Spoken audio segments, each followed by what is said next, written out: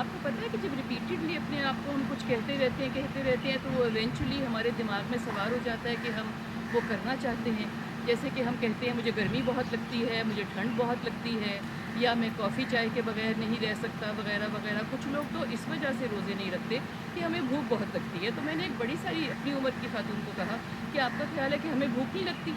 मगर हम उस वक्त ये सोचते हैं कि चूँकि रोज़े फ़र्ज़ हैं, अल्लाह ताला का हुक्म है, वो हमसे खुश होता है, उसने हमें ये महीना दिया, मुबारक महीना दिया, तो हम बहुत ज़्यादा इबादत करें और उसकी खुशनुदी के लिए हम फाका करें, हम रोज़ा रखें।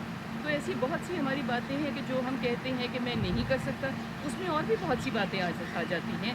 मैं वॉक नहीं कर सकता, मैं वज़न नहीं उठा सकता, मैं फ़लाँ चीज़ खा नहीं सकता, मुझे तेज़ गरम रोटी की आदत है, तेज़ गरम चाय की आदत है, या बहुत सी ऐसी चीज़ें हैं। मुझे गाड़ी में जाते हुए नौसिया होता है।